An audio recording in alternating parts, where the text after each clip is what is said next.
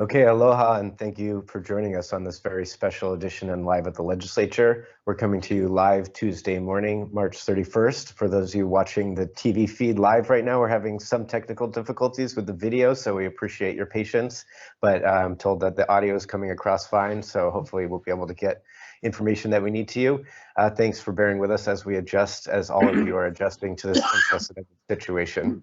Our guest this week, we have the President of the State Senate, Senator Ron Kouchi, coming to us live from his apartment in downtown Honolulu, where he's been on self-isolation for the last 14 days. Senate President, thank you for joining us. Thank you, Jesse. Well, it's 12 of 14 so far. Okay. And we've had the special committee of the Senate meeting on COVID-19. For today at 1 o'clock, we've got General Hara, who will be coming to address the panel. At 2 o'clock, Dennis Ling, the administrator for the Department of Business, Economic Development, and Tourism. At 2:30, we have, Dennis is at 1:30. At 2 o'clock is Jane Sawyer. She's the U.S. Small Business Administrator. So she's at 2 o'clock. And at 2:30, we have Riker Wada from Human Resources Development. We've been broadcasting and trying to get as much information out to the public, and then certainly for the members of the legislature, an ability for us to stay on top of the policies as they evolve. I just received an email while Della was doing the House portion from General Hara, and they do have a draft form of the Neighbor Island travel. And so they're going to ask you for your traveler name, your resident address, contact telephone, home and cell, the destination, so your airline, your flight number, hotel lodging or destination address, purpose of visit, duration of the visit, number in the party, a signature line, and a date. And unfortunately, when the governor held a press conference yesterday, he said that they are going to be issuing, or he will be signing, a new declaration. He has not signed it yet. So for those who have been calling about what those essential definitions would be and the rules, they were still working on it. Hopefully by 1 o'clock this afternoon, General Hara will be able to get us some better information as far as what that looks like. Another call I got while waiting to go on was from some in the building trades industry. Mayor Kawakami has a much more restrictive policy on what essential construction is compared to the other counties. They were asking, who should we follow? Well, it's clear that the governor has a broad state policy, but each of the mayors in their respective counties can have policies that are more restrictive than the general guidelines. They cannot adopt a policy.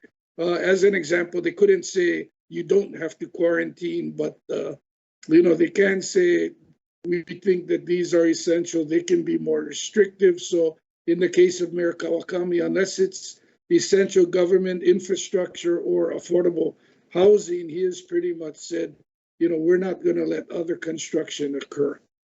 So Mayor Kawakami was one of the first county mayors to put in these strict restrictions, and you were an outspoken supporter because you really want to help us flatten the curve of this COVID-19 outbreak.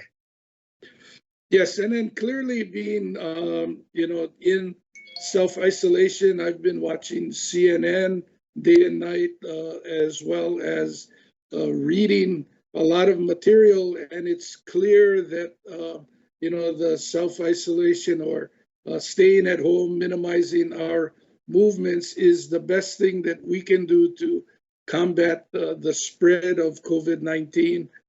Clearly, Mayor Kawakami took a bold step, but he did what is now shown as the right thing. I believe the next place we're going to be going is wearing masks. And again, I want to be clear, for the most part, the mask does not protect you from catching the disease, but the mask prevents you from spreading the disease. And we are now finding that there are asymptomatic persons who are in fact infected. And so, this is an important aspect. They believe that that's why some of the Asian countries have gotten better numbers.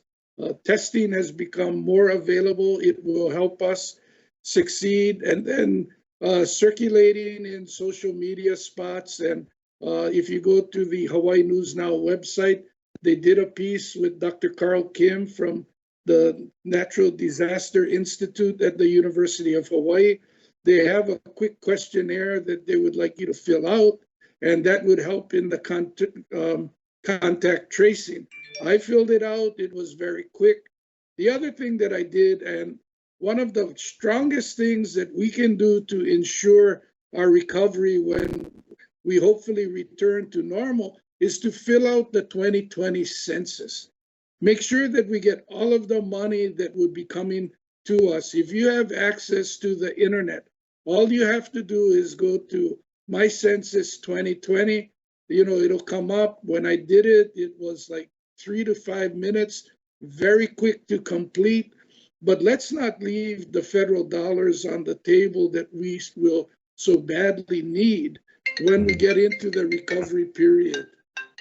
And the reason you're pushing for that is because that's what the federal government uses to determine how many people we have on the state and therefore how much money we deserve. So everybody who signs up for the census gets more federal money for Hawaii, which we're going to critically need for this recovery period. Now, we're running a little short on time, but I know you've been in self-isolation for 12 days. You look like you're doing good. How are you feeling? And have you talked to Senator Nishihara and the other senators? Well, Senator Nishihara is doing well, and as Representative Baladi had said, we are in touch by text message.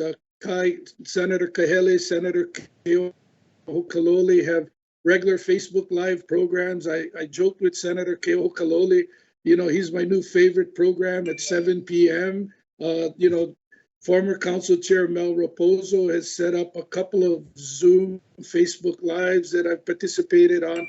And with various committees, we're using the technology to stay in touch. Everybody's busy working and trying to do our best to communicate with our constituents, get the best information out there. But again, the best information is limit your movement.